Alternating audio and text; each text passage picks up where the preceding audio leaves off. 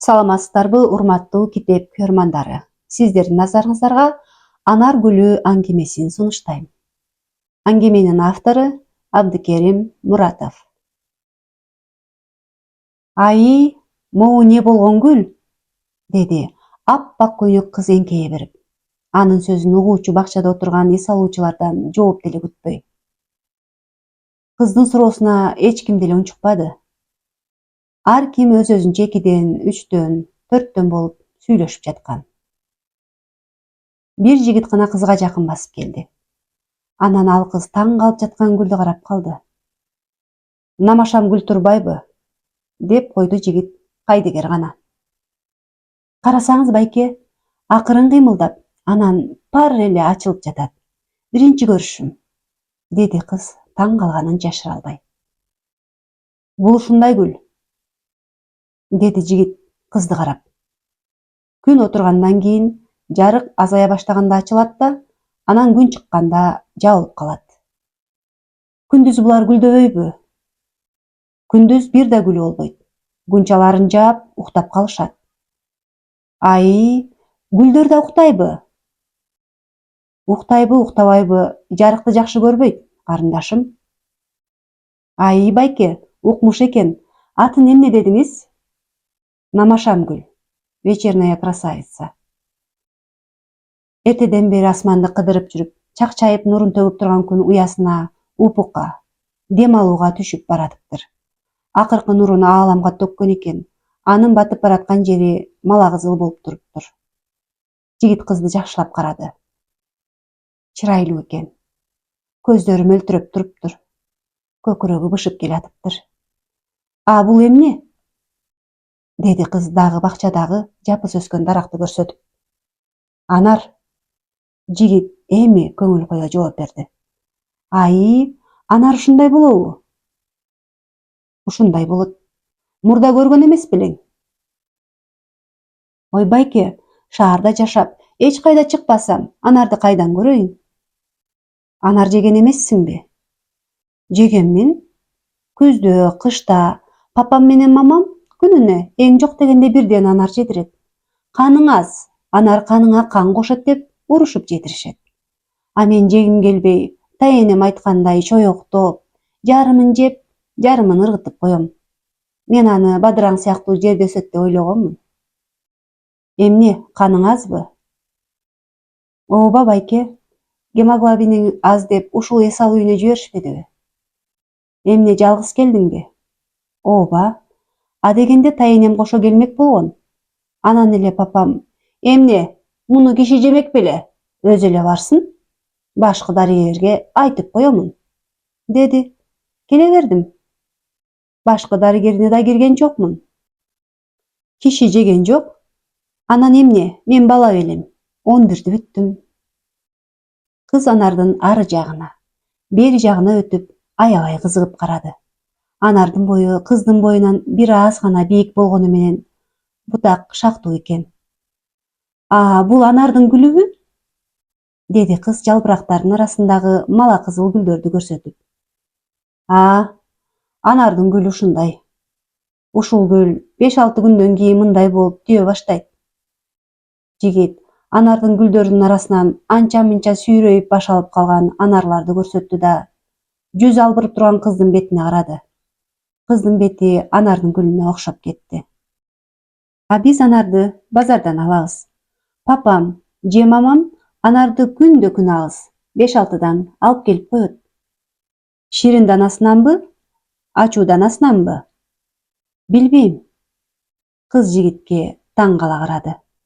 Иши кылып алардын иши алып келиш, менин ишим түгөтө жеш. Эми мен жиберип турамын. Жигит кызга мактанып койду. Эмне, сиздин багыңыз барбы? Жок. Менин фирмам бар. Кечиресиз. Сиздин фирмаңыз не иштер менен алектенет? Казакстанга, Сибирге алма, анар, коон, дарбыз, шабдалы, кокон гиляс, кайналы, дагы башка жер жемиштерди ташыйбыз. Ой байке, сонун жумушуңуз бар турбайбы? Ошолордун баары өзүңүздүкүбү? Ооба, өзүмдүн багым да бар, багбандарым бар. Анан элден алабыз да фураларга жүктөп, бул жагы Тынч океанына, ал жагы Түндүк Муз океанына, тиги жагы болсо Балтика деңизине чейин жеткиребиз. Жигит ушул сөздөрдү айтып жатканда толкунданып, колдорун ар түрдүү багыттарда жаңсай көрсөтүп, көөдөнүн көтөрүп айтты. Аи, байке, укмуш турбайсызбы?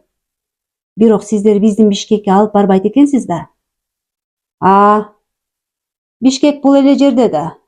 Мен сага жума сайын бирден порттер менен анар жеткирип турамын. Дарегиңди айтып койсоң болду. Аи, байке, анда жыргатасыз го? Ак өргөөнүн Токтогул көчөсү, 67-үй. Асаднягыбызда көбүнчө Тайынем экөөбүз эле болобуз. Эгер үйдө эч ким жок болсо, жаныбызда павилон бар. Кундуз эже деген иштейт. Биз ага артып калган этмет, нан-пан берип турабыз. Ошол эжеге дарбазанын, үйдүн ачкычтарын таштап кетебиз. Ачкычтарды Кундуз эжеден сурап аласыз да, үйгө кирип, анарларыңызды түшүрүп, ашканадан беймарал чай-пай ичип кете бересиз. Муздаткычта эмне болсо жей бересиз. Анардын акысына дализде мамамдын ак халаты илинип турат. Анын чөнтөгүндө долларда, сомда, теңге да бар, ала бересиз. Бир гана нерсе. Ошол эле чөнтөктө кичинекей блокнот бар. Ага канча алганыңызды, эмнеге алганыңызды жазып коесуз. Биздин үйдүн мыйзамы ушундай. Кыз ушинтип айткан сайын чоң көздөрү андан бетер чоңоюп, жигитти андан бетер өзүнө тартып баратты. Жигит болсо эс алуу жайы жайгашкан ушул чакан шаардын базарында жайын-кышын таң атпай дүң базарга барып, түшүмөн алып келген дыйкандардан алма, өрүк, анар, жүзүм, кыскасы, эмнеси оң келсе ошону күжүм сатып алып, 5-10 тыйын кошуп отуруп сатаарын. Ошол 5-10 тыйыны менен 2 баласын жана оорукчан аялын эптеп багып жатканын. Дагы ашырып батирге төлөш керектигин. Ошентип жүрүп бөйрөгүнө суук өткөрүп алганын. Эми ишке да жарабай, минтип дарыланууга келип жатканын кызга айткан жок. Эмнегедир айтайын деди да кайра айтпай койду. Анын себебин өзү да билбеди. Караңгы кире баштап, бакчада отурган эс алуучулар бөлмөлөрүнө кирип кетти. Ай чыкты. Жарык ай экен.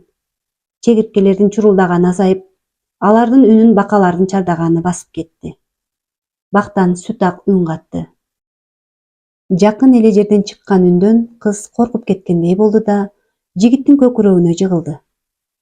Жигитке кыздан жагымдуу бир жыт келди.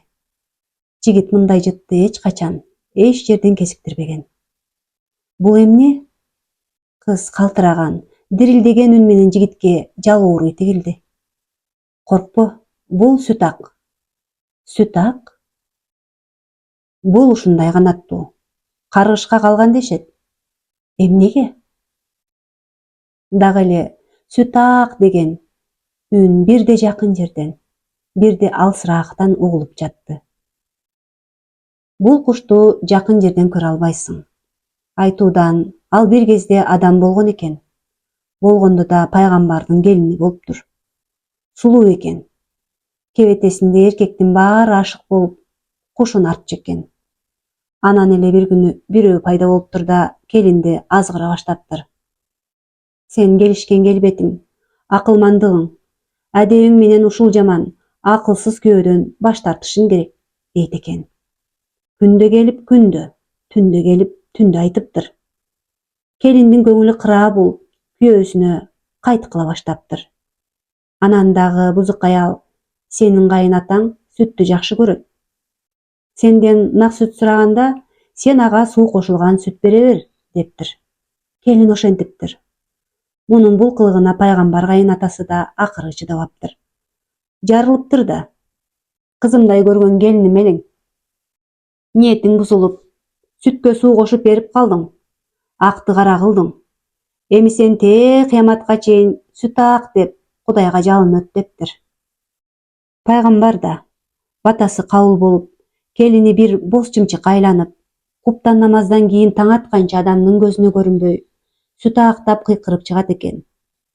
Супа саадак болуп, Азан айтылаарда оозуна бир тамчы сүт таам, ошону менен күнүн көрөт экен. Жигит ушул уламышты айтып атканда кыздын көзү тим эле жайнап, жанындагы адамга улам-улам ыктай берди. Пайгамбар кайынатабызгы келинди да каргаса болмок экен. Кыз адилетсиздикке ичи чыкпаганын акырын билдирди. Аны да каргады. Ылайым оозуң менен тууп, башкаларга шерменде болуп, шак-шакта жамандыктын кабарчысы болуп кал. Элдер сени таш менен кууп жүрө берсин. Сен мындан кийин сагызганга айлан, деген экен. Ошол келин азыркы сагызган болуптур. Жигит ушинтип айтканда кыз андан бетер таңдана, анын оозун карап туруптур. Сүтак өз атын өзү атап, дагы эле чакырып атты. Ушул боз чымчык бир кезде адам экендигине жигит ишенет эле. Кыз да ишенсин деди. Кыз да ишенди. Алар жаңы гана гүлүн ачып, арасынан анча-мынчасы королой баштаган анардын астында турушту. Бир топтон кийин Сүтак үнүн басты. Сүтактын оозуна бир тамчы сүт тамчылады окшойт, деди жигит. Ошентти, байкуш, деди кыз. Бул эмне? Деди кыз, аппак этегине тамган бир нече тамчыларды жигитке көрсөтүп. Билбейм, деди жигит. Аппак көйнөккө тамган тамчылар куду анардын гүлүндөй мала кызыл түстө экен. Таң атып, Сүтактын добушу өчүп, эми сагызган шакылыктай баштады.